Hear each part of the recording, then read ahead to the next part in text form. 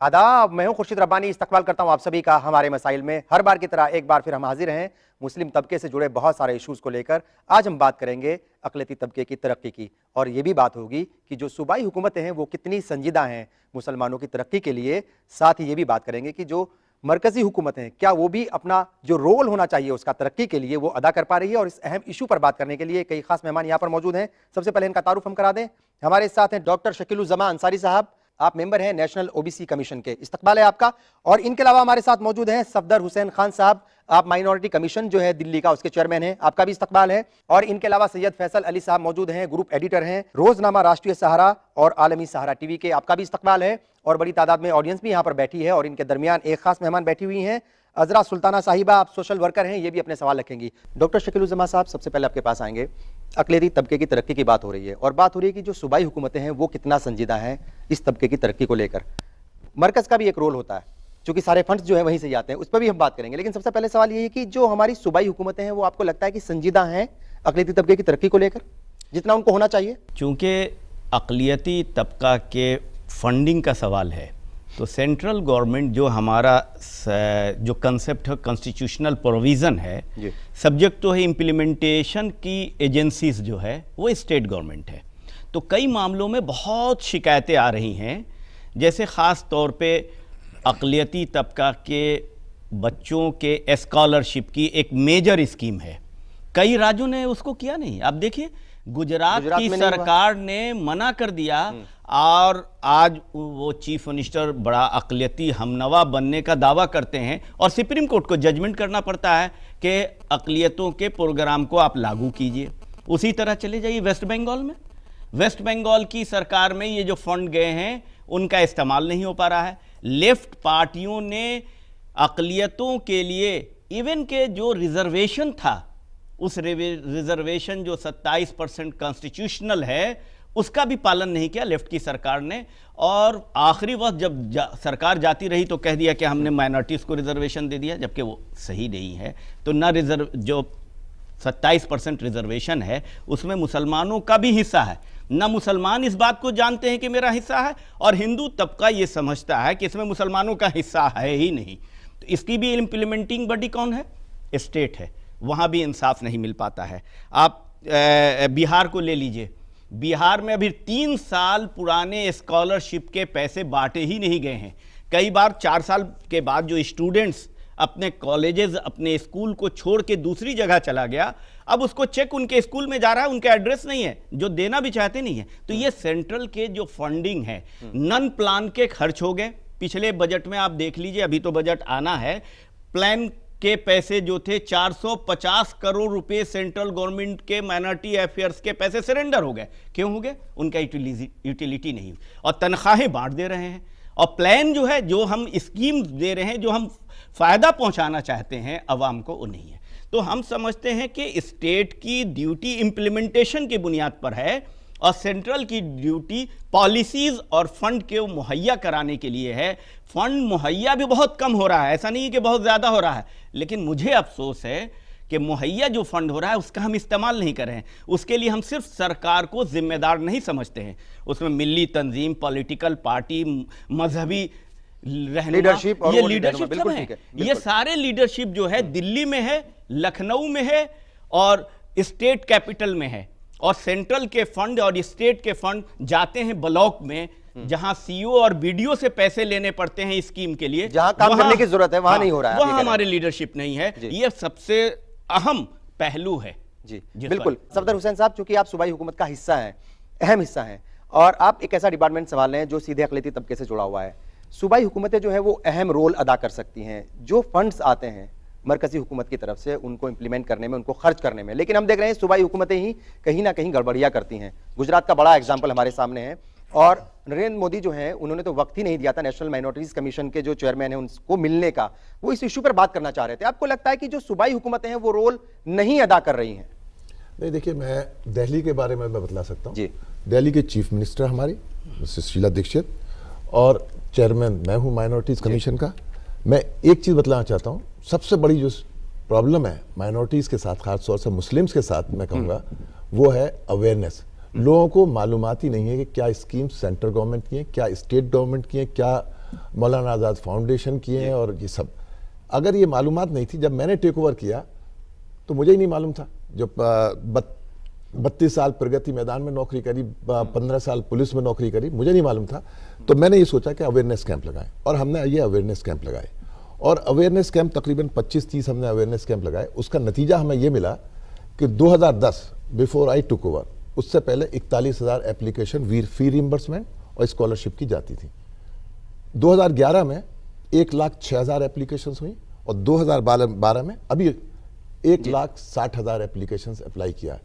अब दिल्ली में हर बच्चा, माइनॉरिटी का कोई भी हो, सिख हो, क्रिश्चियन हो, मुस्लिम हो, उन सबको अब ये मालूम है कि ये स्कीम्स हैं, इसको यूज़ करना है। और आज की डेट में मेरे ख्याल से कोई ऐसा बच्चा नहीं है जिसको ना मिल रहा हो। दूसरा, स्टेट गवर्नमेंट ने हमारी तरफ से, यहाँ मैंने देखा है कि और भी स्कूल्स कॉलेजेस में फंडिंग ज़बरदस्त तरीके से दे रहे हैं। तकरीबन अभी दिया है 40-50 करोड़ तो अभी दिया है, जो माइनॉरिटी डिस्ट्रिक्ट जो है, minority district north east district आता है, उसके लिए पैसा दिया है। ओखला के लिए पैसा दिया है दिल्ली गवर्नमेंट ने, उसमें पैसा लगा रहे हैं। और ITI नंदनगरी में खुल चुका है, दूसरे 2 ITI और खुलने की बात चल रही है। इसके हिसाब से, मेरे हिसाब से मैं ये सोचता हूँ कि और चीज़ एक बतलाना चाहूँगा। मेरा यूपी में रहने वाला यूपी का हूँ, तो मुझे बुलाया गया वहाँ यूपी में, बहुत सी जगह मैं गया, गाज़ियाबाद, बरेली, मुरादाबाद, सहारनपुर, हापुड़, मेरठ। जब मैंने ये स्कीम्स बतलाई उन लोगों को, अफसोस की बात यह है कि वहाँ भी किसी को नहीं मालूम था। अवेयरनेस की सबसे बड़ी कमी तो है। सबसे बड़ी कमी जो है अवेयरनेस। लेकिन सवाल ये उठता है कि जो हमारी हुकूमतें हैं, उनकी जो नीयत है पैसे को खर्च करने की, वहां पर भी कहीं ना कहीं शक होता है, उनमें भी कहीं ना कहीं आपको लगता है कि वो नीयत साफ नहीं है। नहीं, उसमें मैं, क्योंकि अवेयरनेस तो ठीक है, नहीं पता आपको, लेकिन हुकूमतों का काम तो है अवेयर करने का। हुकूमतों का काम है जो फंड आपको मिला उसको खर्च किया जाए, पूरा यूटिलाइज किया जाए उसको। इससे पहले क्या हुआ, अवेयरनेस करने के लिए हमने जो कोशिश करी, हमने उर्दू प्रेस का बहुत बड़ा हमें सपोर्ट रहा, ETV उर्दू का भी मैं कह सकता हूँ सपोर्ट रहा हमें, कि उर्दू प्रेस ने जो भी हमारे जहाँ भी मतलब मैं जाता था, जहाँ भी बोलता था, इमीडिएटली वो बतलाते थे कि ये स्कीम चल रही हैं, ये आ रही हैं। ऐसे ही पहले जो था 5 साल था, ये रेजिडेंशियल प्रूफ के लिए SC/ST के लिए 3 साल और माइनॉरिटीज़ के लिए 5 साल रेजिडेंशियल प्रूफ चाहिए। अगर आप यहाँ पढ़ रहे हैं तब आपको फी रिइंबर्समेंट होगा। हमने उसको करके 3 साल करवाया, इसीलिए कि हमने कहा साहब जब SC/ST का है तो इसका भी 3 साल हो। अब 3 साल में अब लोग अप्लाई कर रहे हैं। मेरे ख्याल से आगे आने वाले सालों में मुझे लगता है कि और ज़्यादा एप्लीकेशंस आएंगी। जैसे हमदर्द पब्लिक स्कूल है, वहाँ उनको मालूम ही नहीं था कि ये स्कीम है, जब बतलाया तो इस साल उनकी एप्लीकेशन है, इससे पहले कभी उन्होंने अप्लाई नहीं बिल्कुल बिल्कुल ठीक है। सैयद फैसल साहब, मरकज़ का भी हम जिक्र ज़रूर करेंगे जब थोड़ा आगे बढ़ेंगे, लेकिन अभी सवाल जो है वो रियासती हुकूमतों का ही है। कितना आपको लगता है, क्या वाकई इनकी नीयतें जो है वो साफ हैं सूबाई हुकूमतों की? क्योंकि जब इंतखाबात होते हैं, बड़े बड़े जो है दावे किए जाते हैं, वादे भी किए जाते हैं, ये किया जाएगा, वो किया जाएगा, फंड जो है वो रिलीज करती है सेंट्रल गवर्नमेंट जो है, लेकिन उन फंड्स का पूरा इस्तेमाल नहीं होता। आपको सबसे पहला सवाल ये है कि क्या आपको कहीं लगता नहीं शक जो है इनके ऊपर नहीं होता, इनकी नीयत के ऊपर? शक का तो सवाल ही नहीं उठता है। मुझे पूरे तौर पे ये लगता है कि इनकी नीयत ही नहीं है किसी चीज़ को करने की। एक बात जहन में रखिए कि जो 2 हज़रात यहाँ पे मौजूद हैं वो एक अपनी सियासी पार्टी के नुमाइंदे हैं, एक सरकार के नुमाइंदे हैं। मैं गैर जानिबदार हूँ चूँकि सहाफ़ी तबके से आता हूँ। एक बात बहुत साफ़ कर दूँ कि अभी अगर 2013, मैं सूबाई बात पे भी आऊँगा, लेकिन पहले 2013 का बजट आप देख लें, 3,511 करोड़ माइनॉरिटी वेलफेयर मिनिस्ट्री के लिए दिया गया है। जहन में ये रखिए, सच्चर कमेटी के बाद किसी को शक शुबा नहीं होना चाहिए कि मुसलमानों की हालत दलितों से ज़्यादा बदतर है। 94.9% मुसलमान, 94.9% मुसलमान पॉवर्टी लाइन के नीचे रहता है। ये हालत शेड्यूल कास्ट और शेड्यूल ट्राइब की भी नहीं है, ये बिल्कुल वाज़ेह है। लेकिन अभी 2013 और 14 का जो बजट आया है उसमें 3,511 करोड़ माइनॉरिटी वेलफेयर के लिए दिया गया है। लेकिन उसी तरफ अगर आप देखें शेड्यूल कास्ट के लिए तो 45,665 करोड़ दिए गए हैं। फ़ीसद अगर देखें तो माइनॉरिटीज़ की बात कर रहा हूँ, मुसलमानों की बात कर रहा हूँ, माइनॉरिटीज़ का जो फ़ीसद है हिंदुस्तान में 19.4% है और शेड्यूल कास्ट का 19.7% है। बिल्कुल नेक एंड नेक हैं, बराबर हैं। लेकिन उनका एलोकेशन नहीं, उनका एलोकेशन है 45,465 करोड़ शेड्यूल कास्ट के लिए और 24,561 करोड़ अलग से है शेड्यूल ट्राइब के लिए। आप देखिए क्या वॉल्यूम है उसका। और यहाँ सिर्फ 3,511 करोड़ है। उसमें भी जैसा शकील साहब ने बताया कि वो फंड भी यूटिलाइज नहीं हो पाता है। तो कहाँ गड़बड़ी है? आपने बिल्कुल सही कहा कि एक तो गवर्नमेंट की नीयत साफ नहीं होती है। सफदर साहब जो कह रहे हैं अवेयरनेस का प्रॉब्लम, वो भी बहुत बड़ा प्रॉब्लम है। अवेयरनेस नहीं है, लेकिन क्या अवेयरनेस उसके पास हो सकती है जिसके पास ना लिखने पढ़ने का कोई साधन है, ना जिसके पास टीवी है, जिसने टीवी और कंप्यूटर कैलेंडर्स में देखे हैं, उनको आप अवेयर करेंगे? बिल्कुल सही। उनको आपने महरूम रखा है बुनियादी चीज़ों से, बुनियादी जो इक़दाम होने चाहिए वो भी उनके पास नहीं, वो कहाँ से अवेयर होंगे? और क्या अवेयर करने की जिम्मेदारी सिर्फ मीडिया और खुद उन लोगों के ऊपर है? नहीं, ये सरकार की जिम्मेदारी है। सरकार पूरे तौर पे फेल हुई है। पूरे 62 साल का अगर आप तजिया कीजिए तो हर सरकार ने, मैं तो ये वर्ड यूज़ करूँगा, क्रिमिनल नेग्लिजेंस ऑफ माइनॉरिटीज़ हुआ है, क्रिमिनल नेग्लिजेंस ऑफ माइनॉरिटीज़ हुआ है। इन लोगों ने कभी कुछ नहीं किया। और नीयत का जहाँ तक सवाल है, पूरे तौर पर नीयत पे शक किया जा सकता है। और ये मैं नहीं कह रहा हूँ, मेरे पास आंकड़े हैं, रिपोर्ट है, बिल्कुल ठीक है, उसमें ये चीज़ है कि क्या हालत है मुसलमानों की। लेकिन एक मुस्बत पहल हो रही है सूबाई लेवल पे। अगर बात करें, कुछ सूबाई सरकार, जाहिर सी बात है नरेंद्र मोदी से कोई तवक्को नहीं करना चाहिए। कांग्रेस के लोग उनको टारगेट करते हैं, बिल्कुल वो हकदार है टारगेट करें, लेकिन क्या कांग्रेस रूल्ड स्टेट्स में हुआ है? क्या समाजवादी पार्टी के स्टेट्स में हुआ है? सबसे सेकुलर कही जाने वाली वेस्ट बंगाल में सबसे ज़्यादा मुसलमानों की हालत बदतर है। तो कहीं ना कहीं एक सोची समझी स्कीम के तहत पूरे तौर पे मुसलमानों को नेगलेक्ट किया गया है। और उसी तरफ आप रिजर्वेशन की भी बात कर रहे थे, क्यों नहीं मुसलमानों को रिजर्वेशन दिया जाए? आप कहते हैं कि कम्पीट करके आइए। जब मुसलमानों की रिजर्वेशन की बात होती है तो सारा मीडिया, सारे लोग ये खड़े होकर कहते हैं नहीं कम्पीट करके आइए। कैसे कम्पीट करेंगे? वो बच्चा जिसने कंप्यूटर ख्वाब में भी नहीं देखा है, उसको आप कम्पीट करने के लिए उस लोगों से कह रहे हैं जो पैदा हुआ है तो हाथ में आईफोन है। ये एक दोहरा निज़ाम जो अंग्रेज़ों ने बनाया था, उसी को आज की जो मौजूदा सरकार है, चाहे सूबाई हो चाहे मरकज़ी हो, उसी को फॉलो कर रही है, जिसमें मुसलमान का कोई जगह या कोई मुस्तकबिल नहीं है। बिल्कुल ठीक है। ज़रा सुल्ताना साहिब आपके पास आएंगे, आपको क्या लगता है? पहला सवाल यही है, सबसे ज्यादा देखा जाता है सेक्युलर अपने आप को होने का दावा करती है कांग्रेस। अगर कांग्रेस की हुकूमतें भी ऐसा करेंगी तो फिर किससे उम्मीद की जाएगी? सईद फैसल साहब ने कि उनको तो जाने दीजिए, मोदी साहब को क्यों जाने दीजिए? क्या हमारे फेडरल सिस्टम का गुजरात हिस्सा नहीं है? गुजरात भी एक हिस्सा है और उसको हम जाने नहीं दे सकते, क्योंकि पैकेज हमारी सरकार दे रही है। केंद्रीय सरकार से जो पैकेज रिलीज होता है, माफ़ कीजिएगा, मैं आप दोनों से, सफदर साहब और शकील साहब से एक बात पूछना चाहूँगी, ये आवाम की तरफ से, कि आप एक बात बताइए कि जब पैकेज रिलीज होता है, और मैंने ये मनमोहन सिंह साहब से, अपने माननीय प्रधानमंत्री जी से ही पूछा था, तो उन्होंने कहा हमने, जब मायावती की सरकार थी यूपी में, तो उन्होंने कहा कि हमने पैकेज दे दिया है। पैकेज देना ही बात खत्म करने तक नहीं है, पैकेज दे के उसके एक मॉनिटरिंग कमेटी होनी चाहिए, और बाकायदा पता करना चाहिए जिस मुद्दे के लिए पैकेज दिया था क्या वो मुद्दा पूरा हुआ, क्या उसमें सर्फ हुआ, क्या वो पूरा इन्वेस्टमेंट हुआ, क्या कंज्यूम हुआ, और नहीं हुआ तो आपने कहाँ उसको डाइवर्ट कर दिया। अगर डाइवर्ट हुआ तो ये उनको पकड़ होनी चाहिए और आइंदा के लिए उनकी याद दहानी करनी चाहिए। एक चीज़ मैं यहाँ पे ऐड करना चाहूँगा, मोहतरमा ने कहा कि गुजरात को क्यों जाने दें। मैंने सिर्फ इसलिए गुजरात को जाने देने की बात की कि गुजरात से तो हमको तवक्को ही नहीं है कि वहाँ जो आदमी सरकार, मेरी बात सुन लीजिए, वहाँ पे जो आदमी सरकार में है वो तो खुले तौर पर हमारे साथ नहीं, हमारा दुश्मन है, लेकिन वो लोग जो दोस्त होने का दावा करते हैं वो भी पीठ में खंजर, वो भी कहीं ना कहीं गड़बड़ियां कर रहे हैं। बात है उनका ये कहना है कि वो भी कहीं ना कहीं गड़बड़ियां कर रहे हैं। भारत के माननीय संविधान में हम नागरिक हैं, तो हम ये कैसे कि हम जाने नहीं दे सकते। बिल्कुल ठीक है। उसकी वजह यह है कि भाई फेडरल सिस्टम इंडिया का जितना बड़ा, पूरी दुनिया में सबसे बड़ा फेडरल सिस्टम इंडिया का है। बिल्कुल ठीक। और जब हम केंद्र की बात करते हैं, केंद्र जब डाइवर्ट करता है सबको, सूबाई सरकारों को देता है, तो हम लोगों का हक बनता है। आप देख रहे हैं हमारे मसाइल, और आज हम बात कर रहे हैं अक़लियती तबके की कि उनकी तरक्की को लेकर सूबाई हुकूमतें कितना संजीदा हैं, क्या वो वाकई ईमानदारी से काम कर रही हैं? सैयद फैसल साहब, ब्रेक में जाने से पहले बात हो रही थी कि जो हुकूमतें हैं, कांग्रेस की जो हुकूमतें, वहां पर भी, जिन स्टेट्स में कांग्रेस की हुकूमतें, वहां पर भी छला जा रहा है अक़लियती तबके को। अगर हम बात करें मरकज की, मरकज ने जो है वो सच्चर कमेटी भी बना दी थी, उसकी रिपोर्ट भी आ गई, और मिश्रा कमीशन जो है उसकी रिपोर्ट भी, उसकी सिफारिशात भी जो सबके सामने हैं। लेकिन जब बजट पेश होता है, जब बजट का एक सिस्टम आता है, तो वहां देखते हैं कि कहीं ना कहीं अक़लियती तबके को ठगा जाता है, छला जाता है। अगर मैं बिल्कुल हिंदी का लफ्ज इस्तेमाल करूं, आपको लगता है कि आज़ादी के इतने साल का जो है हवाला देते हैं, लंबे वक्त तक कांग्रेस की हुकूमत रही है, जो सिलसिला तब से शुरू हुआ था वो अभी तक चल रहा है, ठगे जाने का, छले जाने का अक़लियती तबके को? देखिए, पहली बात तो ये बताऊं कि मुसलमानों के हवाले से जो स्कीम बनती है उसमें छला जाना और ठगा जाना तो एक बहुत छोटा सा मामला है। पूरे तौर पे उनको हर चीज़ से नकार दिया जाता है, कोई बात होती नहीं। एक दूसरे ये कि इसमें अहम रोल होता है मीडिया का भी। मैंने जब से जिम्मेदारी संभाली है रोज़नामा राष्ट्रीय सहारा के ग्रुप एडिटर के तौर पर, तो मैंने सारे अखबारों का को देखा कि जो भी हिंदुस्तान के अखबार निकलते हैं उसमें बहस क्या होती है। आपको ताज्जुब होगा, मैं उस तरफ जा रहा हूँ जो सफदर साहब ने इशारा किया, अवेयरनेस नहीं है कि किसी अखबार में बजट और बजट में मुसलमानों के लिए क्या प्रोविजंस हैं, किसी उर्दू अखबार में नहीं आता है।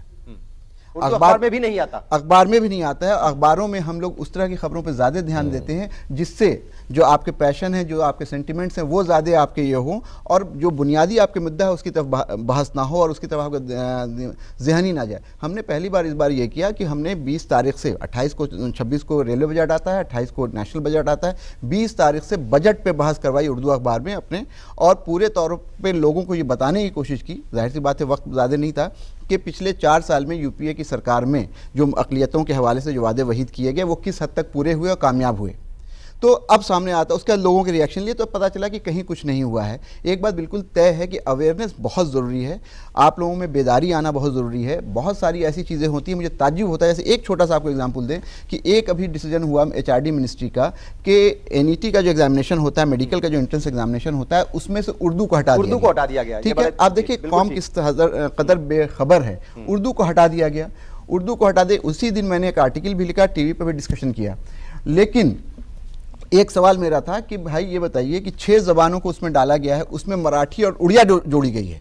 मैं यहाँ पे आप सबके सामने ये सवाल उठा रहा हूँ कि उड़िया उड़ीसा के अलावा कहाँ बोली जाती है, मराठी मराठवाड़ा के अलावा या महाराष्ट्र के अलावा कहाँ बोली जाती है। हिंदुस्तान में उर्दू ज़बान एक स्टेट जम्मू एंड कश्मीर सरकारी ज़बान है, 9 दूसरे स्टेट्स में दूसरी गैर सरकारी ज़बान है और पूरे हिंदुस्तान में बोली जाती है। उसको हटा दिया आपने, क्या है आपका लॉजिक? और उस पर किसी भी कौम या मिल्लत के रहनुमा ने, किसी भी तंजीम ने, उर्दू एकेडमी या माइनॉरिटी कमीशन ने कोई एहतजाज आज तक नहीं किया, लेकिन और ना लोग सड़कों पे आए। मैंने अपील की अपने इदारिये के हवाले से, अपने मजमून के हवाले से, अपने टीवी शो के हवाले से कि इसमें कौम में बेदारी आनी चाहिए, लोग आए, इसलिए उनको पता नहीं है क्या हो रहा है। 15,000 लड़के सिर्फ इस साल डॉक्टर बनने से महरूम हो जाएंगे। तो क्या चाह रही है सरकार, चाहे वो मरकजी सरकार हो चाहे सूबाई सरकार हो, कि जो मुसलमान के बच्चे हैं वो सिर्फ क्लर्क और ड्राइवर और स्टेनो बन के रहें?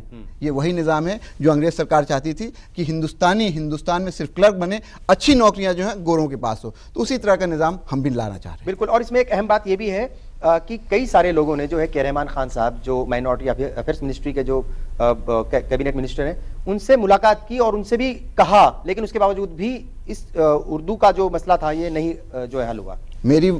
मैं उनको 20-25 साल से जानता हूँ, उनसे बहुत वाज़ेह बात हुई है। वो हमेशा ये दावा कर रहे हैं कि 3 माइनॉरिटी यूनिवर्सिटीज़ खोलने जा रहे हैं। मुझे नहीं मालूम किस एक्ट के तहत खोलेंगे। यूनिवर्सिटीज़ जो HRD मिनिस्ट्री के तहत आती है, वो हमेशा ये कहते हैं कि स्पोर्ट्स मिनिस्ट्री स्पोर्ट्स एकेडमी खोल सकती है, तो हम भी एजुकेशनल यूनिवर्सिटी खोल सकते हैं। मुझे ये लगता है कि पूरे तौर पर सरकार कहीं ना कहीं एतजाद में है, कहीं ना कहीं कॉन्ट्रडिक्शंस में है, कहीं ना कहीं मोड ऑफ डिनाइल में है, और उसकी जो स्कीम है जिस तरह इन दोनों ने भी इशारा किया है बहुत क्लियर नहीं है, उसमें क्लैरिटी नहीं है, और उसको किस तरह से इम्प्लीमेंट किया जाएगा वो नहीं है। और एक चीज़ और मैं आपको कहूँगा कि जो स्कीम चलती है मरकज़ से स्टेट में इम्प्लीमेंटेशन की बात होती है, शकील साहब ने कहा स्टेट में इम्प्लीमेंटेशन, जाहिर सी बात है वहाँ होना चाहिए, वहाँ से फंड रिटर्न होकर आता है। हमारे डिफरेंट जो सेटअप है गवर्नमेंट में, उसमें ऐसे लोग बैठे हैं जो उस स्कीम को बेनिफिशियरी तक नहीं पहुंचने देते हैं। तासुब हो चाहे उनके पार्ट पे इग्नोरेंस हो, दोनों चीज़ें हो सकती हैं, वो स्कीम लोगों तक नहीं पहुंच सकती है। तो सिर्फ ये कि माइनॉरिटी वेलफेयर मिनिस्ट्री बना दें वो नहीं होगा। सारे मिनिस्ट्रीज़ में ऐसी एक मॉनिटरिंग बॉडी की तरफ जो इशारा किया गया वो हो, ताकि जो फंड गए और उसका क्या इम्प्लीमेंटेशन हुआ, बेनिफिशियरी तक पहुंचा या नहीं पहुंचा, इस पे पूरी एक फैक्ट शीट हो। एक और फ्रॉड गवर्नमेंट ऑफ इंडिया का आपको बताऊं, माइनॉरिटी के हवाले से ये बात होती है माइनॉरिटीज़ के लिए ये फंड दिया गया, लेकिन माइनॉरिटीज़ में जो सबसे बड़ी माइनॉरिटी है वो है मुसलमान, उसका अलग से आज तक ब्रेकअप, मैंने भी RTI करके कहा कि बताइए कि मुसलमानों के लिए क्या हुआ है। माइनॉरिटीज़ के नाम पर सिखों को सबसे ज़्यादा इमदाद मिलती है, जैन्स को सबसे ज़्यादा इमदाद मिलती है, मुसलमानों तक उसका एक हिस्सा भी नहीं आता है। तो ये सारी चीज़ें हैं, ये भी बड़ी बात है, बिल्कुल सही, जिस पर नजर रखनी अहम इशू है ये। डॉक्टर शकीलुज़्ज़मा साहब आप बताइए, सूबाई हुकूमतों के ऊपर जो है आपने सवाल निशान लगा दिया, लेकिन जहां आप बैठे हैं भले ही आप सीधे तौर पर जो है वो हिस्सा ना हो गवर्नमेंट का, लेकिन नेशनल OBC कमीशन के जो है मेंबर हैं, अहम जिम्मेदारी है आपके ऊपर भी। यहाँ पर भी जो ये सौतेला रवैया हो रहा है अक़लियती तबके के साथ, कैसे दूर हुई? हम यहाँ जब खड़े हैं, सरकार के हिस्सा होने के बावजूद सच्चाई को नहीं झुटलाने के लिए हम खड़े हैं। हम मिल्लत का भी अपने जिम्मेदारी रखते हैं अपने साथ, इसलिए इस बात को कहने में मुझे कहीं भी अफसोस नहीं है कि जो मरकज़ी सरकारें हों या राज सरकारें हों, अपने फ़राइज़ को अंजाम देही अक़लियती तबका और ख़ास तौर पे मुस्लिम अक़लियत के लिए बतौर हुस्न खूबी नहीं अंजाम दे पाई हैं। इसमें कहने में मुझे कोई भी कमी नहीं है, लेकिन सबसे अहम बात यह है कि हम जो काम अक़लियत तबका के लिए हम सफदर भाई की बातों से बहुत सहमत हैं कि अवेयरनेस हो। तो अवेयरनेस हमारे अंदर कब होगा, ये भी तो हमको सोचना है। सच्चर कमेटी की रिपोर्ट आई जिसमें बताया गया कि तालीम के मैदान में हम उद्दलित लोगों से भी पीछे हैं। अब आप कंपेयर कीजिए, जो 700 साल तक हमारा जहन है कि हम यहाँ हुकूमत किया है और हम इस्लाम के उस इस्लाम के मानने वाले हैं जो इल्म का पैगाम, अल्लाह का पहला पैगाम जो अल्लाह के रसूल के पास आया इल्म, तो हम इल्म से बेजार खुद क्यों हो गए कि हमने प्राइमरी लेवल पर भी एजुकेशन नहीं दे पा रहे हैं। अब आप देख लीजिए, आजकल प्राइवेटेशन का ज़माना आ गया। प्राइवेटेशन के ज़माने में 400 डीम यूनिवर्सिटी रजिस्टर्ड हुई है। हमारे भी इंडस्ट्रियलिस्ट इतने ज़रूर हैं कि 40-50 डीम यूनिवर्सिटी खोल सकते थे फॉर बिजनेस पर्पस, बिल्कुल कर सकते, लेकिन हमने इल्म की तरफ नहीं ध्यान दिया। सच्चर कमेटी का तस्करा आया। सच्चर कमेटी के पहले हाल क्या था, इसको भी तो सोच लीजिए। हम मुसलमान भी नहीं समझते थे कि हम इतने नीचे हैं। सरकार अगर कोई नाम अक़लियत और मुसलमान के लिए लेती थी तो इस मुल्क की एक फिरका परस्त जमात फौरन कहती थी कि मुसलमानों का तुष्टीकरण हो रहा है। ये क्या तुष्टीकरण है? आज उन लोगों को तो माफी मांगना चाहिए, शर्म आना चाहिए कि हमारी हालात 40 साल में इतनी पीछे हो गई। ये सच्चर का सबसे बड़ा देन और यूपीए 1 सरकार का मुसलमानों के तई अगर सबसे बड़ा काम हम समझते हैं वो, यहाँ कमीशन का रिवाज है। यहाँ कमीशन बनती है 3 साल का, 6 साल एक्सटेंशन, 40 साल तक कमीशन चल रही है। सच्चर कमीशन 3 साल के पीरियड में इतना आला रिपोर्ट पेश कर दी जिसमें दूध का दूध, पानी का पानी, चाहे किसी को अच्छा लगे चाहे बुरा लगे, चाहे किसी को उंगली उठाए, लेकिन वक्त में हुआ और एटीआर भी वक्त पर आया, पार्लियामेंट में रिपोर्ट भी आई। उसके बाद लोगों को यह समझ में आया कि अक़लियतों के लिए कुछ शुरू करना है और उसका नतीजा है कि अब थोड़े थोड़े फंड देने की शुरुआत हुई है, लेकिन हम उस तरफ इशारा दे रहे हैं। मेरा सवाल ये था, मैं बीच में रोकना चाह रहा हूं कि आपने कहा कि भाई सच्चर कमेटी की रिपोर्ट्स आ गई हैं और ये पता चल गया कि पिछले 50-60 साल में कहां पहुंच गया है अक़लियती तबका, खासतौर से मुसलमान। जिम्मेदार कौन है? सिर्फ कौम नहीं, जिम्मेदार कौन है यही तो था कि जिम्मेदार कौन है ये कहेंगे जो तब जिस सरकार की हुकूमत सबसे ज्यादा थी वो होंगे।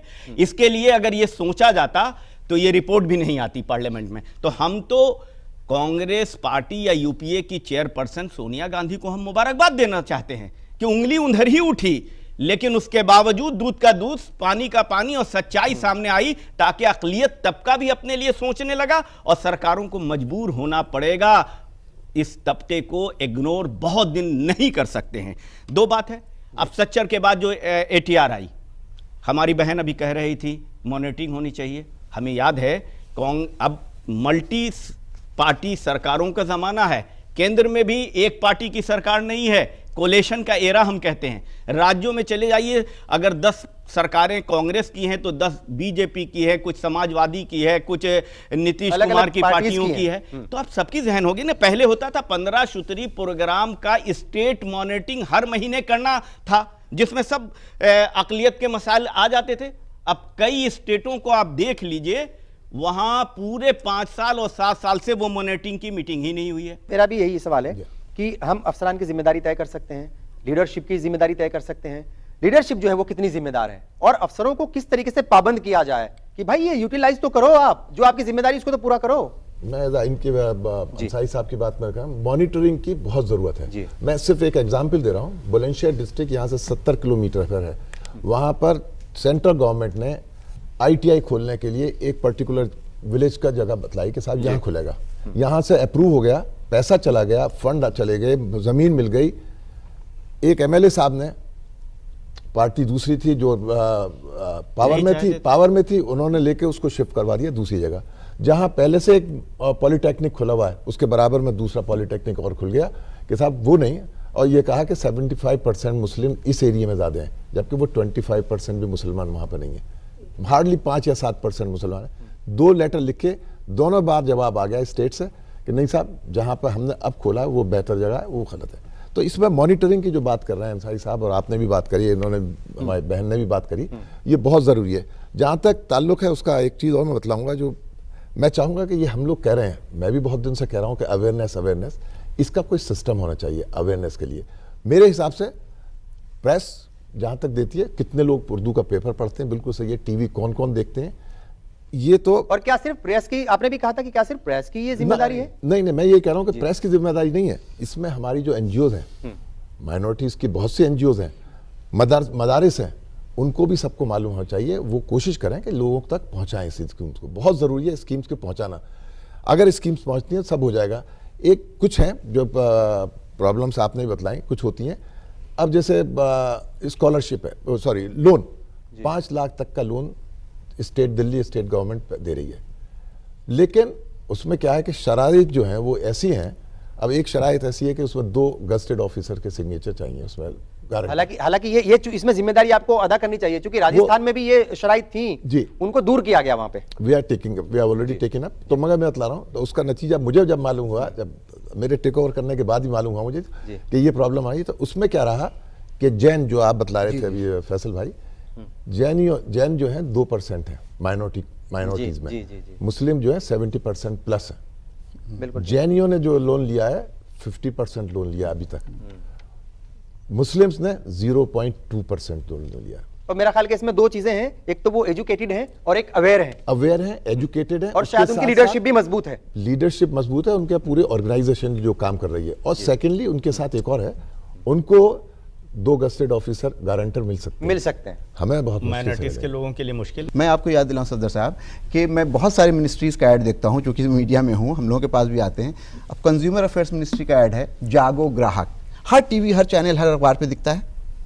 कभी माइनॉरिटी अफेयर्स मिनिस्ट्री का या उसका एक बहुत अहम हिस्सा है मौलाना आज़ाद फाउंडेशन, अच्छा काम कर रहे हैं, बहुत अच्छा काम, कभी उसका कोई इस तरह का स्कीम या इस तरह का ये होता है। हम लोगों के पास आते हैं कि हमारे ये फंक्शन है तो उसको कवर करवा दीजिए, इसके बारे में कभी कोई कंसर्ट एकदम मुनज़्ज़म तरीके से विज्ञापन नहीं आता है, जो सबकी ज़बान पर भी चढ़ जाए। अब जागो ग्राहक कैसा है, सबको समझ में आता है, कोई ऐसा निज़ाम नहीं है। तो कहीं ना कहीं ये सारी चीज़ उसी तरफ इशारा करती है कि नीयत साफ नहीं है, एक, और मिसमैनेजमेंट है 2, और तीसरी बात क्लैरिटी ऑफ जो स्कीम्स थिंग्स है ना वो नहीं है। स्कीम्स बनती है तो ड्राइंग रूम्स में एसी एयर कंडीशन कमरों में बैठ के बन जाती है। बुलंदशहर का जिक्र किया, बुलंदशहर या खुर्जा के गांव में जाकर के मुसलमानों की हालत देख करके, जिसके बारे में मोहतरमा बता रही थी, उसको मद्देनजर रख करके स्कीम नहीं बनती है, इसलिए वो स्कीम इम्प्लीमेंट नहीं हो पाती है और उससे जो मुसलमान है फैज़याब नहीं हो। आज बात कर रहे हैं अक़लियती तबके से जुड़ी तरक्की की, और बात यह भी हो रही है कि सूबाई हुकूमतें जो हैं वो कितना संजीदा हैं इस तबके की तरक्की को लेकर। जी, मैं बात कर रही थी सर्व शिक्षा अभियान की।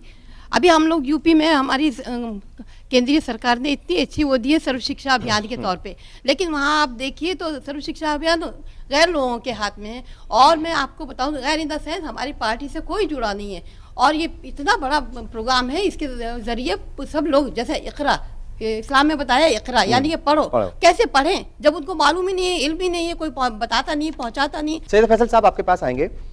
ये साल जो है इंतखाबी साल के तौर पर लोग इसको देख रहे हैं, कई सारे स्टेट्स में जो है इस साल असेंबली इंतखाबात होने हैं, अगले साल आम इंतखाबात होने हैं। क्या लगता है, ये इंतखाबी साल है, एक बार फिर से जो है वो लुभाया जाएगा अक़लियती तबके को, फिर जो है जो इंतखाबी मंशूर होते हैं उनके अंदर बड़े बड़े दावे किए जाएंगे, और फिर वही पुरानी कहानी 4 साल तक फिर भुला दिया जाएगा, और फिर जब अगले इंतखाब आएंगे तब जो है वही होगा।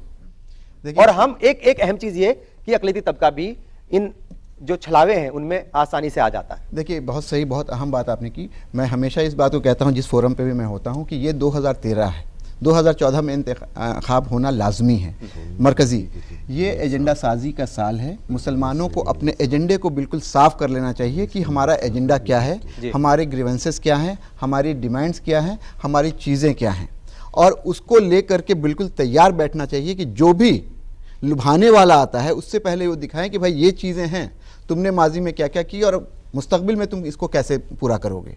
मैं किसी जमात की हिमायत नहीं कर रहा हूँ, लेकिन एक बात तय है कि कुछ अच्छी मुस्बत पहल तो हुई है पिछले चंद सालों में, इससे कहीं आप उसको इनकार नहीं कर सकते हैं। लेकिन मुझे ये लगता है कि टू लिटिल टू लेट वाली बात है। लेकिन एक खुशाइन बात है कि कुछ चीज़ें हो रही हैं, कुछ चीज़ें हो रही हैं, लेकिन मुसलमानों का रोल इसमें बहुत अहम है कि वो पूरी एजेंडा साजी के साथ पूरा एजेंडा बना के तैयार रहें कि अब 2014 के पहले जब जमातें आएंगी, चाहे कोई पार्टी हो, तो उनके सामने ये एक मंशूर रखा जाएगा और ये एक चार्टर ऑफ डिमांड होगा कि भाई ये है और ये मेरे ग्रीवेंसेस हैं, आपने इसमें से कौन से पूरे किए और नहीं किए तो क्यों नहीं किए, और इसको अगर माजी में मुस्तकबिल में पूरा करना है तो उसके लिए आप क्या इक़दाम करें। जब तक आप ये नहीं कीजिएगा, आप लुभाए जाते रहिएगा, उस वक्त आएंगे आपको एक लॉलीपॉप दे देंगे, फिर आप उसको पूरे 5 साल तक चूसते रहिएगा। मेरा एक सवाल और है, आप दोनों से वो सवाल रहेगा। ठीक है, सबसे पहले ये सवाल आपसे कर लेते हैं कि अवेयरनेस की बात हो रही है, आम लोगों की अवेयरनेस की बात हो रही है, मुस्लिम तबके के आम लोगों की अवेयरनेस की बात हो रही है, लेकिन हमारी लीडरशिप कितनी अवेयर है? वो कितनी बार इंतखाबी मंशूर को देखती है अपनी ही पार्टी के कि भाई आपने पहली, अब से 10 साल पहले जो है ये इंतखाबी मंशूर था आपका जब इलेक्शन हो रहे थे, ये कितने वादे आपने पूरे किए, कितने नहीं किए? ये 5 साल पहले जो है आपने वादे किए थे वो कितने पूरे किए, कितने नहीं किए? आप लोग कितना जो है वो बेदार हैं इस चीज को लेकर? देखिए, आपका ये सवाल बहुत अच्छा है, लेकिन सवाल ये है कि अब कांग्रेस के लोग जाने, मैं तो अभी कमीशन में हूं, लेकिन मैं जब कांग्रेस का जिम्मेदारी तो बनती है, एक जिम्मेदारी तो बनती है। एक नहीं कांग्रेस पार्टी ने पिछली बार जो है रिव्यू किया था कि उन्होंने अक़लियत के लिए जो वादे किए उन्हें पूरा किया नहीं, लेकिन अभी भी जो रिव्यू किया है उसमें बहुत सारी चीज़ें कम हो सकती हैं लेकिन उन्होंने रिव्यू किया है और रिव्यू के बुनियाद पर हम कह सकते हैं कि उन्होंने अपने वादे पूरे किए हैं। अभी 2-3 चीज़ के सवाल खड़े हुए थे, मैं उसकी तरफ इशारा करना चाहता हूँ। एक हमारे भाई फजल भाई ने बहुत अच्छी बात कही, कम्युनलिज्म का तस्करा किया। आज देखिए, सच्चर कमेटी के बाद बहुत सारे स्कीम्स आए, माइनॉरिटी कंसंट्रेटेड डिस्ट्रिक्ट्स में फंड्स जाते हैं। ये 90 डिस्ट्रिक्ट हिंदुस्तान भर में आइडेंटिफाई है जो कम्युनिटी डेवलपमेंट के लिए योजनाओं, स्कीम्स के लिए ये फंड भेजे जाते हैं, डिस्ट्रिक्ट को डायरेक्ट जाता है, डिस्ट्रिक्ट मजिस्ट्रेट को। एक सवाल बहुत बड़ा है, हर पार्टियों की ये सोचने का है कि हम अपने अधिकारियों को क्या बना रहे हैं। अब कम्युनलिज्म का असर ये है कि एक डिस्ट्रिक्ट आप मान लीजिए, एक डिस्ट्रिक्ट में मेजॉरिटी ऑफ द मुस्लिम आबादी, इसलिए कि कंसंट्रेशन डिस्ट्रिक्ट बना है, लेकिन उसके अगर 50 गांव हैं तो 50 में मुस्लिम नहीं होंगे, 25 में मुस्लिम होंगे, 25 में नहीं होंगे। उन काम जो माइनॉरिटीज का भी है वो अधिकारी उन इलाकों में हो रहा है, उन जगह पर, और ये रिपोर्ट आ गई है, और ये रिपोर्ट आई। हम सेंट्रल गवर्नमेंट का शुक्रिया अदा करना चाहते हैं कि उन्होंने अब यूनिट डिस्ट्रिक्ट के बजाय ब्लॉक बना दिए। तो हम ये कहना चाह रहे हैं कि जो कमियां आती हैं, हमारा भी लीडरशिप का, मिली लीडरशिप की भी जरूरत है कि उनको बताते जाएं। अब जैसे बैंक के अभी तस्करा किया, बहुत अच्छा किया। मैं बैंक का एक डायरेक्टर भी था पिछले दिनों, हम देखते थे। होता यह है कि मुसलमानों के दरखास्त कुछ कमियां रहती हैं, हम लोग अपनी कमियों को एकदम भूल जाते हैं, दरखास्त भी रफ हम बना के देते हैं, कभी पूछ के नहीं देते हैं, कुछ अच्छे भी देते हैं, तो कम्युनल अधिकारी है रिजेक्ट कर देता है। कंप्लेन आया कि 15 सूत्री प्रोग्राम के तहत कि बैंकों को 15% फंडिंग करना है माइनॉरिटीज और उसमें मुस्लिम माइनॉरिटीज को। कंप्लेन आया, उसके लिए रिजर्व बैंक ने एक डायरेक्शन दिया कि अब दरखास्तों को बैंक मैनेजर के लेवल पर नहीं रिजेक्ट कर सकते हैं, अक़लियत का उसके ऊपर करेंगे। तो चेक एंड बैलेंस है। तीसरी बात आप सबसे इंपॉर्टेंट है, उर्दू से मुतालिक आपने कहा। उर्दू बिहार में, मुझे ये बात का फख्र है कि जब मैं मिनिस्टर था बिहार का, तो मैंने 15 डिस्ट्रिक्ट से 40 डिस्ट्रिक्ट में मैंने उर्दू को सेकंड लैंग्वेज कराया था। पहले 15 डिस्ट्रिक्ट के लिए था, मैंने 40 डिस्ट्रिक्ट को किया था। लेकिन अमल क्या है, 4,500 उर्दू ट्रांसलेटर बहाल किए गए थे हर ब्लॉक लेवल पर। नतीजा क्या हुआ, हमारे वो अधिकारी जो हमारे बच्चे थे, उन लोगों ने देखा कि उर्दू का ट्रांसलेशन का काम दरखास्तों का करेंगे, हमें क्या इनकम मिलेगा, हमें तो NREP का फाइल चाहिए, एजुकेशन का फाइल चाहिए, जहां इनकम हो सके। सबने ट्रांसफर करा लिया। ये उनको फर्ज नहीं बनता था कि कम से कम 2-4 हम सरकार के पैसे ले रहे हैं, तनख्वाह ले रहे हैं। नतीजा क्या हुआ, सरकार जब हम कांग्रेस की गई, दूसरी सरकार ने रिव्यू किया, रिव्यू करने के बाद उनको पता लगा कि उर्दू की दरखास्तें कोई देता ही नहीं है, और देता नहीं है तो इतनी बड़ी एक्सपेंडिचर क्यों हो। उन्होंने सब पोस्ट को कैंसिल कर दिया। मैं बिहार की बात कर रहा हूं, जो बहाल है बहाल। तो इतनी नौकरी जो लगातार मिलने वाली थी, एक रिटायर होते दूसरे को मिलने वाली थी और बढ़ने वाला था, तो हमारी भी कमी है ना। मिली इदारे क्या कर रहे थे, उनको देखना चाहिए था ना। दरखास्त बार बार हम लोगों ने अपील किया था कि ये बहुत बड़ा। अब हम अभी सफदर भाई से शिकायत की जा रही है। अरे क्या शिकायत है भाई, तुम उर्दू में लिखना तो खुद शुरू करो। उर्दू अखबारात तो पढ़ो, एक ठो खरीद के फ्री में मिल जाए तब पढ़ना पसंद करती है ये। अच्छा सफदर साहब, मेरा सवाल ये था, वही अवेयरनेस की बात करेंगे, लीडरशिप कितनी अवेयर है। प्राइम मिनिस्टर का 15 पॉइंट प्रोग्राम है, उसकी मॉनिटरिंग जो है उसका भी सिस्टम उतना ज़्यादा अच्छा नहीं है। हम देखते हैं कि राजस्थान की बात मैं करूं, उत्तर प्रदेश की बात करूं, बिहार की बात करूं, वहां पर हर महीने मॉनिटरिंग होनी चाहिए, या सभी स्टेट्स में होनी चाहिए। लेकिन हमारी लीडरशिप की इसको नाकामी कह लीजिए, वो नहीं हो पाती है ढंग से, और जितना फायदा पहुंचना चाहिए 15 पॉइंट प्रोग्राम्स के प्राइम मिनिस्टर का, वो नहीं पहुंच पा रहा है। बिल्कुल सही कह रहे हैं आप साहब। वो वजह यही है कि अवेयरनेस की वजह से, और इसमें मॉनिटरिंग कमेटी एक होनी चाहिए, और सेंटर से होनी चाहिए, सेंटर में मतलब मॉनिटरिंग कमेटी होनी चाहिए। स्टेट के अंदर तो अपने अपनी उन्होंने बनाई होंगी, ना बनाया उसके बाद भी जैसे कर रहे हैं वैसे ही करते रहेंगे, लेकिन सेंटर से एक मॉनिटरिंग कमेटी होनी चाहिए। और जो अभी ब्लॉक वाइज जो उसको कर दिया है आपने, वो ये इंपॉर्टेंट इशू है, ये ब्लॉक वाइज करके बहुत चेंज आ जाएगा। और ये जनरल कंप्लेंट्स आ रही हैं अदर स्टेट से कि जहां पर पैसा मिलना चाहिए वो नहीं मिल रहा है। लेकिन यहाँ पर जो है अपना, मैं दिल्ली गवर्नमेंट का मैं बतला सकता हूँ कि नॉर्थ ईस्ट डिस्ट्रिक्ट जो है it is minority district declare किया हुआ है। इसमें अभी जो है तकरीबन 40 करोड़ रुपए का पैसा उसमें हर एक जगह दिया गया अभी कुछ दिन पहले डेवलपमेंट के लिए और इसी तरीके से वहाँ पर हॉस्पिटल के लिए भी 2 सीनियर सेकेंडरी स्कूल वो खोले जा रहे हैं। नगरी में है और एक सुंदर नगरी और एक है बिल्कुल न्यू जाफराबाद, उसमें खोले जा रहे हैं। जी, अवेयरनेस की बात आप कीजिएगा। जो लीडरशिप, तो बड़ी लीडरशिप की बात तो हम छोड़ दें, जो हमारे जो नुमाइंदे हैं, ग्रास रूट के जो वर्कर्स हैं, वो क्या कर सकते हैं, लोगों को अवेयर कैसे कर सकते हैं, और प्रेशर ग्रुप भी क्या वो बना करके जो है हुकूमतों के ऊपर काम करा सकते हैं? बिल्कुल कर सकते हैं, क्यों नहीं। अगर उनको इतनी पावर दी जाए, उनकी बात मानी जाए। मैं तो हमेशा ये कहती हूँ कि ग्रास रूट लेवल पे ही काम पहले होना चाहिए।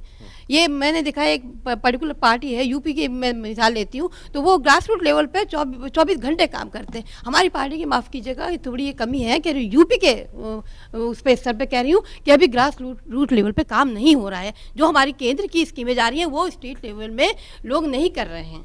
ये कमी में भाई लोग अपनी अच्छाइयाँ बताते हैं, मैं अपनी कमियां भी बतानी चाहिए और उनको जो है एक्सेप्ट करना चाहिए और उनको सुधारना भी चाहिए। और इसके लिए सुझाव भी है कि आप उनको इख्तियार दीजिए, उनको स्कीम्स का पूरा एक एजेंडा दीजिए, तभी वो इम्प्लीमेंट हो सकता है। और उनसे एक लिंक बनाए रखिए। आज बात कर रहे हैं अकलियती तबके से जुड़ी तरक्की की, और बात यह भी हो रही है कि सूबाई हुकूमतें जो हैं वो कितना संजीदा हैं इस तबके की तरक्की को लेकर। मैम, आपके पास आएंगे, आपको क्या लगता है, क्या सजेशंस होने चाहिए, किस तरीके से सब लोगों को मिलकर के काम करना चाहिए? मीडिया का भी बड़ा अहम रोल होता है, लीडरशिप है वो जो हमारी जो पॉलिटिकल लीडरशिप है उसका बड़ा अहम रोल है, और जो मजहबी लीडरशिप है, जो हमारे मजहबी रहनुमा हैं, वो सब लोग आगे आए और हुकूमतों के ऊपर प्रेशर बनाए। किस तरीके से सब मिलकर के काम कर सकते हैं? ये गली मोहल्ले के लेवल से शुरू होना चाहिए। जो मदरसे हैं, मदरसों में है, वो बताएं कि ये डेवलपमेंट के बजाय तनकीद करने के, जहाँ कुछ लोग करते हैं कि हाँ दूसरी पार्टी के है तो तनकीद करना उनका है कि हाँ जी कांग्रेस क्योंकि पावर में है, उनकी तनकीद करना हमारे, वो क्यों तनकीद करें? उनको बताएं ये वाले ये कर सकते हैं, आप इसमें भर सकते हैं, फॉर्म भर सकते हैं।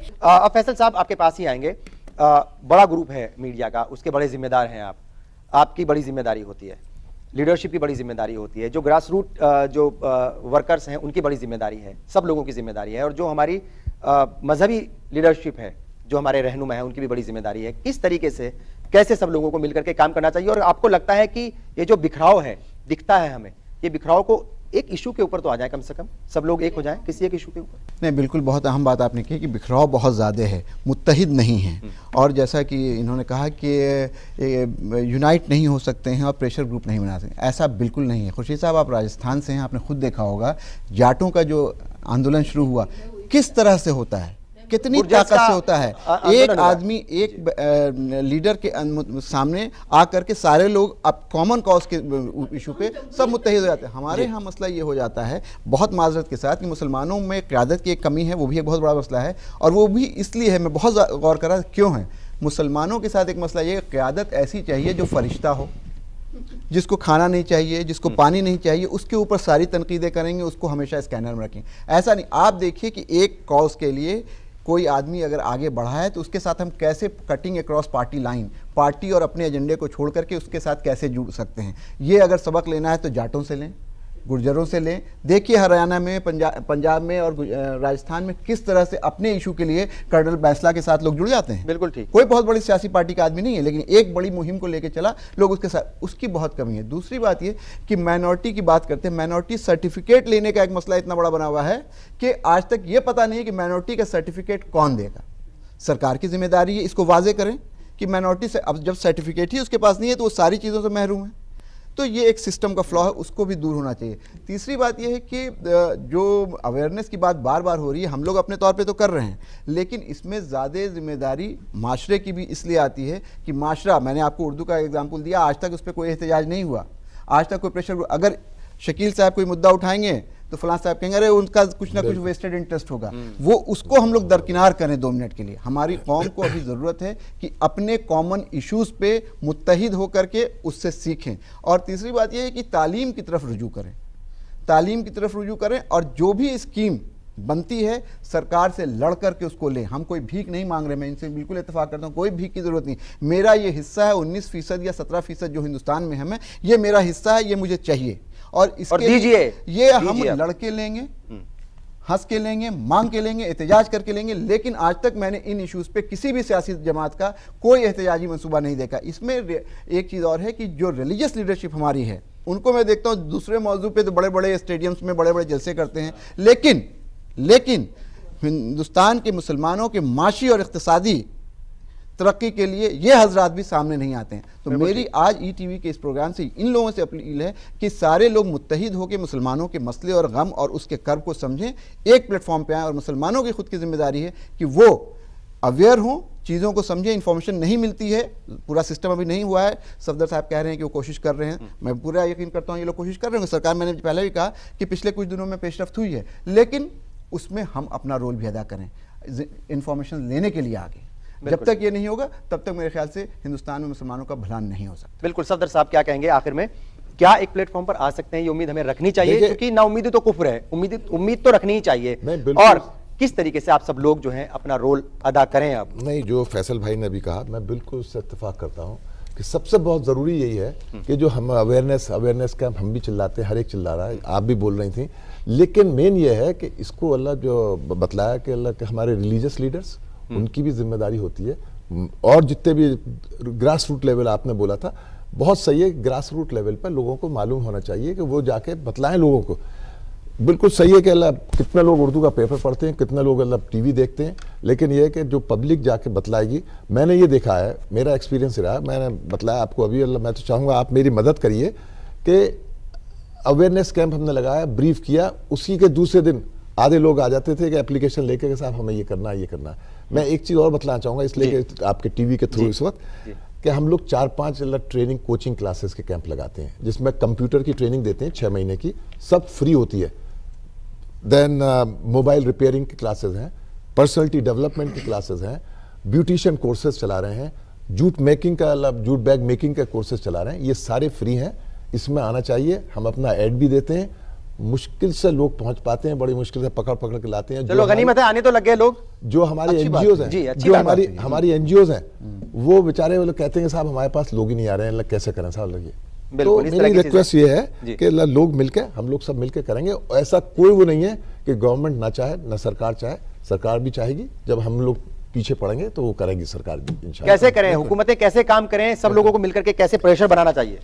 देखिए, हम 3 पॉइंट अभी रखना चाहते हैं। एक तो ये प्रेशर बनाने का, सबसे बड़ी बात ये है कि मायूसी कुफ्र है। हमको आज भी यकीन करना चाहिए कि हम मुसलमान एक यूनिट होके जब जमहूरियत में अपनी ताकत दिखाएंगे तो बड़ी बड़ी सरकारों को झुकना पड़ेगा और हमारे मसाइल के हल होंगे। लेकिन हमारी कमी क्या है, इसको भी हम गौर कर लें। कमी हमारी ये है कि हम अपने लीडर को लीडर नहीं मानने को तैयार हैं, हम लोन के लीडर को लीडर मानते हैं। हम जब भी दूसरे गैर मुस्लिम को लीडर मान लेंगे, अपने लोगों को नहीं मानेंगे। अब 2 बातें आई थी पहले ही। एक तो मुसलमानों के हालात, उस पर हम जो मुसलमानों के इक्तिसादी हालात हैं, तो मुल्क के अंदर आर्टिजन थे मुसलमान, जिनकी वजह से इक्तिसादी हालात उनकी बेहतर थी। अब आप देखिए, बनारस की साड़ियाँ पूरी दुनिया में मशहूर थी, पीतल मुरादाबाद के पूरी दुनिया में एक्सपोर्ट होते थे, इलाहाबाद भदोई के और मिर्जापुर के कारपेट और भागलपुर के सिल्क और वो ताला अलीगढ़ के जहां यूनिवर्सिटी है वहां, ये सब चीजें उनको टारगेट किया गया और वहां पर जो है दंगे फसादात कराए गए करके उसको है। लेकिन हम आज इस थोड़ा आगे बढ़े हैं, हम इस फोरम से हम नहीं अपील करेंगे गवर्नमेंट से कि आज जब आर्टिजन जो हमारे टेक्निकल हमारे नहीं है, तो जो हैं उनको आप सहायता और मदद करने के लिए आप स्कीम बनाइए। और उनके जो स्कीम आ रहे हैं, जैसे बुनकरों के लिए स्कीम आते हैं, सब कागज पर रह जाते हैं। किसानों के कर्ज माफ हो जाते हैं, लेकिन किसान और बुनकर एक साथ हैं, बुनकरों के कर्ज नहीं माफ हो पाते हैं। तो ये भेदभाव सहनियत बदलनी पड़ेगी, ये नजरिया। दूसरी ये है कि हमारा जो आपने कहा कंसंट्रेटेड डिस्ट्रिक्ट मॉनिटरिंग का, तो मॉनिटरिंग की सिस्टम भी जो बनाया है वो डिफेक्ट है। 90 डिस्ट्रिक्ट कंसंट्रेटेड डिस्ट्रिक्ट में माइनॉरिटी वेलफेयर डिपार्टमेंट में एक आर्मी अफसर को कोऑर्डिनेटर और बड़ी तनख्वाह पर बहाल किया हुआ है सब जगह। लेकिन वो काम नहीं हो पा रहा है। तो इसमें हमको इस्लाह करने की जरूरत है कि सिर्फ आर्मी और दूसरे लोग नहीं, सोशल वर्कर ज्यादा अहमियत के साथ काम कर सकते हैं। तीसरी बात ये जो है ओबीसी के मुतालिक, ये बात भूल जाइए, रिजर्वेशन मुसलमानों के लिए हो, जरूर हो, लेकिन जब होगा जब की बात है। आज तो रिजर्वेशन में, ओबीसी रिजर्वेशन में मुसलमान का 90% हिस्सा शामिल है, और हम जहां जहां भी मुसलमान छूटे थे ये 1.5 साल के पीरियड में, बंगाल जैसे स्टेट में हमने 42 मुस्लिम कम्युनिटी को हमने सेंट्रल लिस्ट में शामिल कर दिया। इसी तरह से दिल्ली में भी हमने शामिल किया और कुछ और करने जा रहे हैं। हर स्टेट, कल हम चंडीगढ़ में हम जाने वाले हैं, वो कर। तो हम अपील करेंगे कि जो मुसलमानों की कम्युनिटी छूट गई है पहले वो करे, पहले इनलिस्ट हो जाएगी तब उनको फायदा मिलेगा। उसके बाद एक मसला आता है स्टेट गवर्नमेंट का सर्टिफिकेट बनने का। दिल्ली में भी सर्टिफिकेट बनने की है। हम अपील करना चाहेंगे कि लोग आते कहां हैं, अगर उनके सर्टिफिकेट बनने के मसाइल हो रहे हैं सफदर भाई के पास जाएं, और स्टेट में लोग हैं वहां जाएं, यहां नहीं हो हमारे पास आएं और उन मसाइल का हल किया जाएगा। तो हम समझते हैं कि इक्तिसादी तौर पे नौकरियों में जो परसेंटेज है मुसलमानों का वो फौरन हाई हो जाएगा, अगर ओबीसी मुसलमानों को भी कम्युनलिज्म का शिकार ना बने। तो कम से कम हमारा शेयर उसमें बनता है। अब पॉपुलेशन के बेस पर 8% अगर एकाएक आ जाए तो मुसलमान तो एक यूनिट है, चाहे उसका कमजोर तबका है, कोई तबका है, मुसलमान कहा जाएगा कि वो 8%। बिल्कुल खुर्शीद साहब, एक चीज मैं ऐड करना चाहूंगा कि एक चीज ये है कि ये सारी चीज जो कह रहे हैं हम लोग की जो सजेशंस है या जो गवर्नमेंट कर रही है वो भी बहुत अच्छी करे, लेकिन कहीं ना कहीं माइंडसेट का प्रॉब्लम बहुत आ रहा है। मुझे एक वाकया याद है, अंतुले साहब ने उस वक्त के जो बैंकिंग सेक्रेटरी थे, जो आज एक हिंदुस्तान के बहुत बड़े ओहदे पे फायज है, CAG हैं, उनको 28 खत लिखे लोन के हवाले से, और वो खत आते थे चले जाते थे राय साहब के पास, उस पर कोई पहल नहीं होती थी। माइंडसेट था। बाद में जब उनसे मुलाकात हुई तो उनके सेक्रेटरी ने, जो उनके सेक्रेटरी थे वो भी सीनियर IAS अफसर थे, सेक्रेटरी रैंक ऑफिसर था, उसने पूछा कि राय साहब आपके पास हम लोगों ने इतने खत भेजे हैं माइनॉरिटी बैंकिंग के हवाले से, लोन के हवाले से, आप उस पर कोई जवाब क्यों नहीं देते हैं? तो बोले कि भाई अरे यार होता है, दे देंगे जवाब। तो ये एक माइंडसेट है, माइंडसेट से हम लोग को फाइट करना, और ये माइंडसेट लीडरों के हद तक तो उतना नहीं होता है, इसलिए कि उनको जाना होता है आवाम में, तो उनको मालूम है कि जाएंगे बुलंदशहर में तो वोटर पूछेगा। लेकिन अफसरों के लेवल पे माइंडसेट का बड़ा प्रॉब्लम है। जब तक ये माइंडसेट चेंज नहीं होगा तब तक वो वक्त की कमी है। खैर आज की बहस से एक चीज तो बिल्कुल साफ है कि हुकूमतें काम कर सकती हैं, लेकिन उसके लिए आपको बेदार होना पड़ेगा, एक प्लेटफॉर्म पर आना पड़ेगा, और जो हमारी लीडरशिप है उसे ईमानदारी दिखानी पड़ेगी। अगर ये सब हो जाए तो हुकूमतें मजबूर हो जाएंगी आपके काम करने के लिए, आपका हक आपको देने के लिए। बहुत बहुत शुक्रिया। खुदा हाफिज।